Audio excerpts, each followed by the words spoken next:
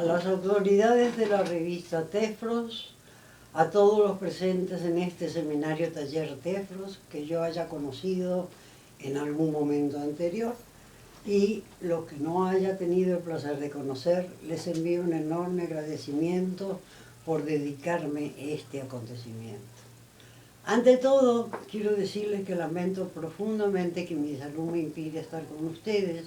Quisiera estar ahí, abrazar a mis amigos de hace tiempo que no veo, y agradecer a todos los presentes este honor que me hacen presentando, oyendo y revisando trabajos que enriquezcan a la historia tal como cada una la vea, la sienta y la defina. Yo estoy sorprendida y agradecida por todo esto, y bastante triste por no poder estar con ustedes. Pero como dice el tango, la vida es así, quisimos juntarnos, pero no pudimos. La revista Tefros fue fundada por mí en la primavera del 2003, en Buenos Aires, con dos personas que se ocupaban más bien del aspecto técnico de la publicación, hasta que no pudimos sostenerla más porque cada uno de nosotros estábamos pasando situaciones pesadas en nuestros trabajos docentes. Por supuesto, por suerte, yo ya conocía a la doctora Marcela Tamagnini y a algunos de los compañeros y alumnos con los que ella frecuentaba casi diariamente en la comodidad envidiable que le proporcionaba la amplia Universidad de Río Cuarto. Este grupo muy solidariamente se empeñó no solo en fortalecerse y ampliarse un poco más, con el fin de sostener la publicación y ampliar su contenido, sino también en agregarle complejidad con mucho entusiasmo y lucidez. Así fue como ahora Tefros se destaca entre otras publicaciones actuales sobre la materia. Y a todos los que hicieron y siguen haciendo tal esfuerzo, no solo mi agradecimiento, sino también mis felicitaciones. Quiero contarles ahora rápidamente qué estoy haciendo, y es una investigación algo complicada y riesgosa sobre la posible expansión o migración o simplemente presencia inca en el suroeste de la provincia de Santa Cruz sin llegar al estrecho de Magallanes. No estoy hablando de la ciudad de los Césares o Linlin u otros nombres, tan ansiada por los primeros españoles por sus supuestas riquezas. Yo y muchos otros autores no creemos que haya existido esta ciudad, pero sí parece que existió una comunidad con cierto desarrollo superior al que tenían los tehuelches nativos, comunidad que parece haber sido de origen inca. La culpa de que yo ande intelectualmente por esos lugares la tiene el profesor Milcíades Alejo de Viñate, excelente antropólogo y arqueólogo, quien en 1934 escribió un artículo titulado «Resultados de una excursión por la margen sur del río Santa Cruz». Haciendo trabajo de campo por aquellos lados, Viñati encontró un chenque, enterratorio, en un cerrito que se destacaba entre las montañas de alrededor, y en la superficie superior y exterior de este cerro había 4 círculos concéntricos hechos con rocas bien visibles. Viñati excavó en este vértice hasta 1,70 metros, más o menos, de profundidad, donde encontró 2 esqueletos, uno masculino y otro femenino, extrañamente entrelazados. El autor dice, y lo cito: «Creo que está suficientemente justificado inferir que se trata de una sepultura de un jefe o jefe de tribu enterrado junto a una de sus esposas, la preferida posiblemente, que fue decapitada y enterrada junto a su dueño, con su cuerpo en sentido contrario, pero su cabeza junto a la del hombre como ofrenda de amor. Fin de la cita. Es la página 90 del artículo de Vignati. Esto parecería lo que en la jerga antropológica se llama suti o sati, en sánscrito, que quiere decir esposa fiel. Digo parecería porque tendríamos que distinguir entre suti y sacrificio. En el suti, la mujer, libremente y en un acto voluntario, se hace enterrar viva o autosacrificada con su marido. Aclaro que también puede haber suti masculino, pero muy poco, y lo tengo registrado en algún lugar del sudeste de Norteamérica. Mientras, en el sacrificio,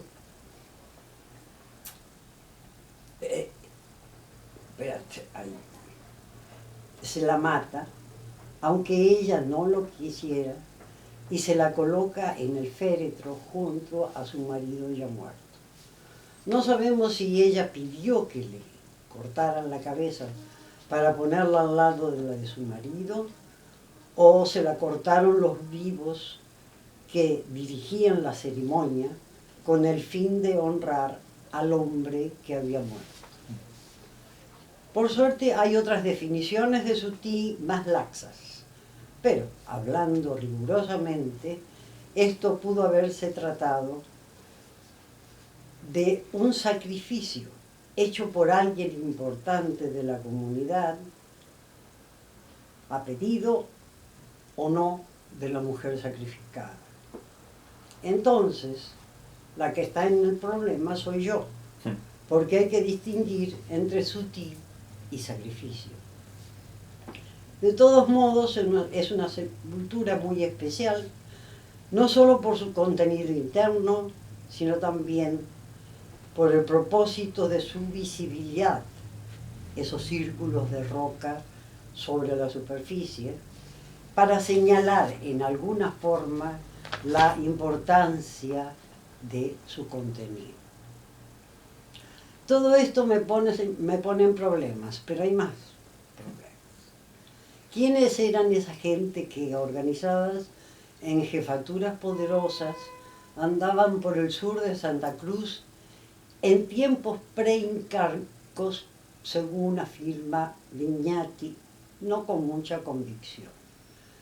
Pero esta pregunta puede tener problemas, porque no sabemos dónde murieron, tanto el jefe como la mujer. Y digo jefe porque el suti, o ese tipo de sacrificio, no lo hacían los plebeyos. Pero tampoco nos dicen nada sobre la distancia entre la comunidad a la que pertenecen los cadáveres y el lugar donde los enterraron, lo cual es importante porque en la Patagonia los pueblos solían viajar cientos de kilómetros hasta lugares donde las tierras fueran suficientemente aisladas y secas, con tal de esconder productos o cosas que no querían que fueran manoseadas. En fin, como pueden ver, en este tema todavía me faltan muchas cosas por averiguar y resolver. Por otro lado, encontré un cacique no muy importante en plena pampa del siglo XVI o XVII. Era un simple cacique, pero de origen inca. También encontré, embrollado en el tema de la ciudad de los Césares, que los blancos españoles deseaban encontrar, pero que nunca pudieron hacerlo porque no existió. Construcciones materiales que pudieron haber podido tener origen inca, como el interrogatorio que les describí, y joyas muy elaboradas por todo el oeste de la Patagonia. Pero veamos algo más que me hace pensar con más convencimiento de que en esta zona del suroeste de San Cruz había un área ocupada no por tehuelches, sino por una población más avanzada en su organización social que la de los tehuelches.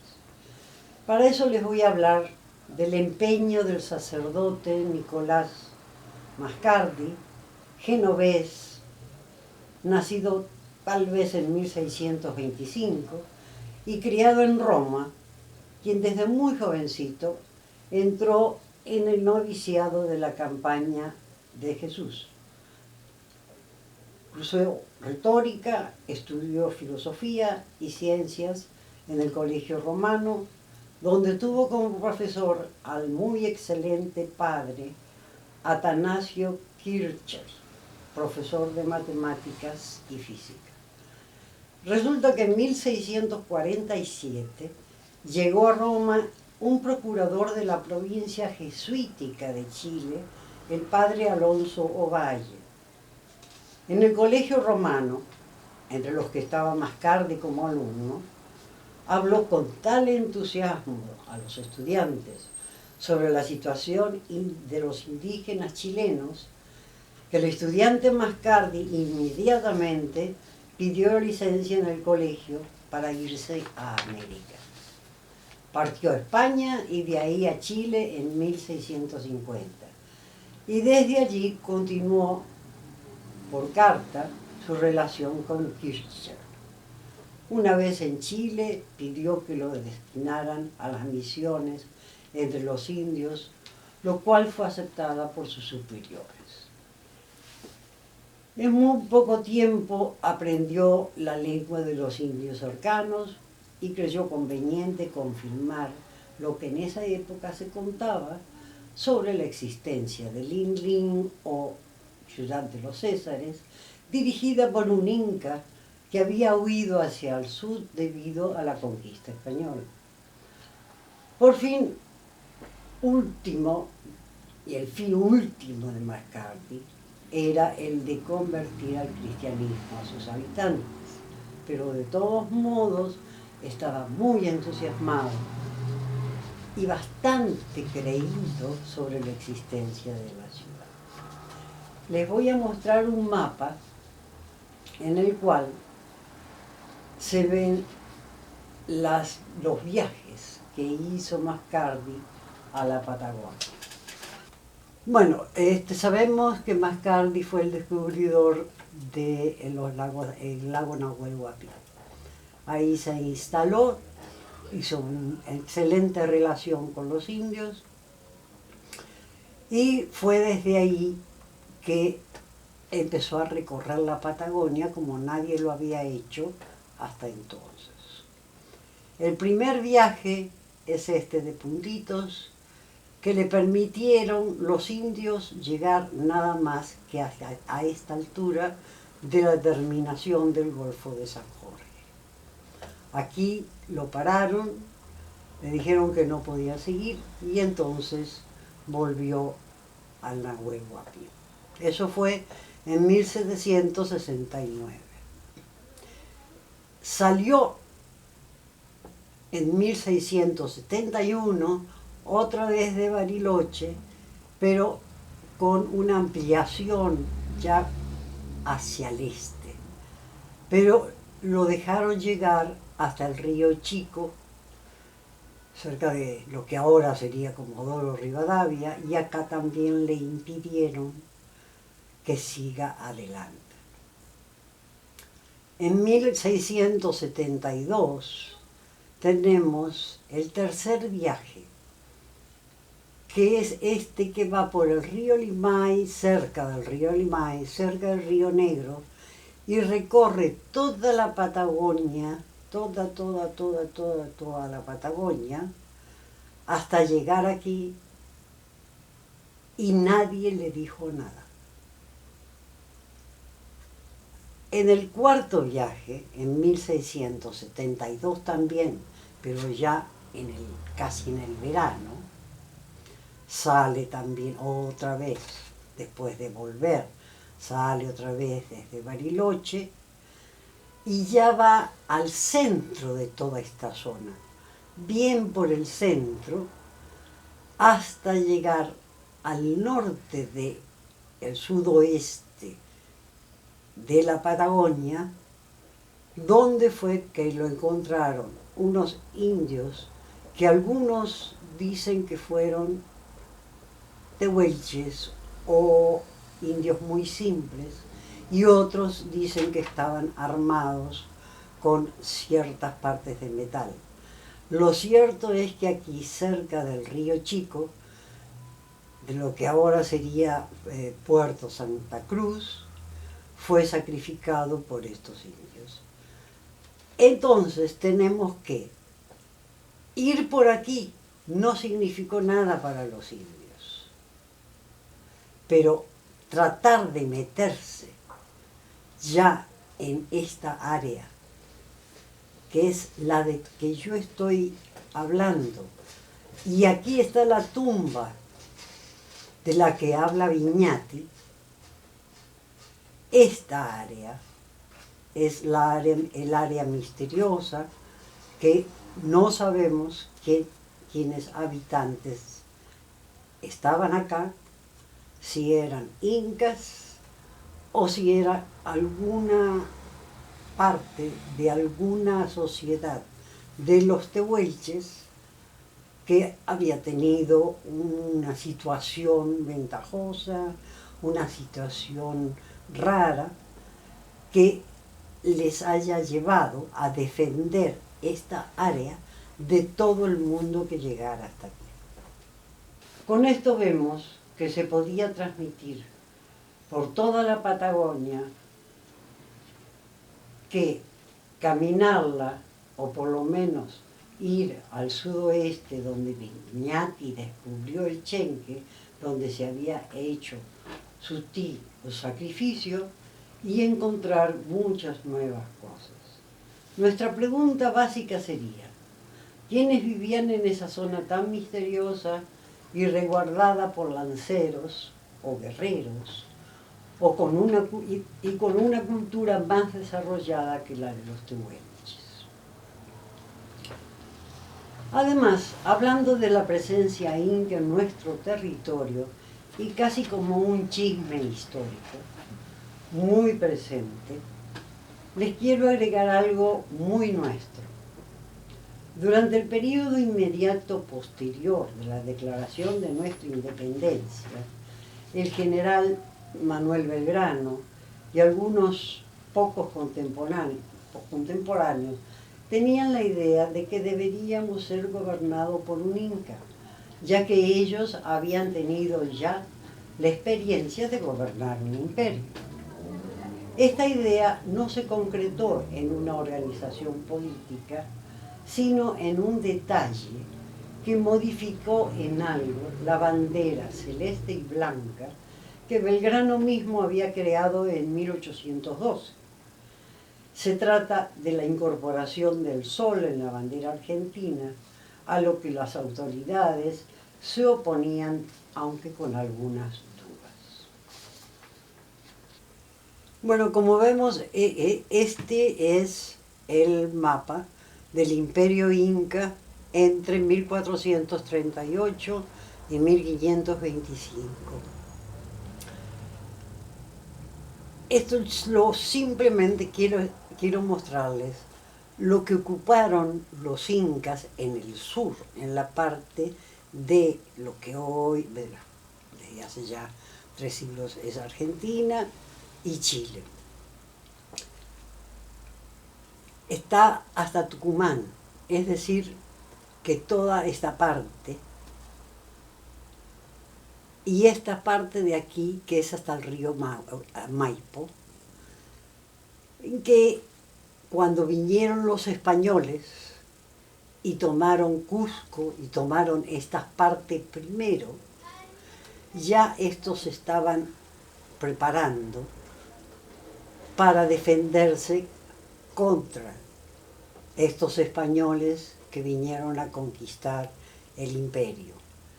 Por lo tanto, no es de extrañar simplemente que mucha de esta gente se haya desparramado, mezclado por casamiento, por lo que fuera también a través de los siglos, estas partes del norte no acuático, sin muchos ríos, de la parte de Argentina y esta parte de Mendoza, desde donde estaban estos incas que fueron los que se juntaron con San Martín por un lado y con Belgrano por el otro, por el norte, para luchar contra los españoles, que eran quienes los habían desplazado de toda esta área. El Sol era un dios inca, cuyo imperio había sido destrozado por los españoles, por lo que mucha gente inca se mezcló con paisanos de tierra adentro, conservando el recuerdo de aquella supremacía que habían tenido y sabiendo que los criollos estaban en guerra con los españoles y que era necesario para los criollos que no se opusieran a las guerras por la independencia total. Así parece que Belgrano pensaba cuando el gobierno argentino preparaba la guerra total contra los españoles. El general San Martín iría a liberar a Chile y luego Perú, mientras Belgrano iría por tierra al norte para impedir a los españoles que bajaran por las tierras de las provincias Provincias Unidas. Se prepararon las fuerzas militares y cuando ya San Martín había salido para el oeste, a cruzar la cordillera de los Andes, Belgrano, ya listo para salir al norte de Santa Fe, puso el sol en la bandera y salió a toda velocidad hacia el norte, de manera que las autoridades centrales bonaerenses no lo pudieron detener. Finalmente, el sol, uno de los dioses incas, forma parte estructural de nuestra bandera desde el 25 de febrero de 1818, fecha en la cual fue establecida la realidad del sol en medio de la bandera. Bueno, los dejo tranquilos mientras lamento no tener mi cuerpito en vuestra compañía. Y digo mi cuerpito porque mi cariño y mi confianza sí están con ustedes. Cariños a todos los que salvaron la revista y a todos los presentes en ese seminario taller. Un abrazo grandote que abarque a todos los presentes y a otro especial a la doctora Marcela Tamagnini y compañía por tener tanta energía saludable en la publicación de la revista Tefros. Hasta siempre, un abrazo a todos y muchas gracias por la dedicación de este encuentro a mi persona, lo que me brinda mucha satisfacción y orgullo.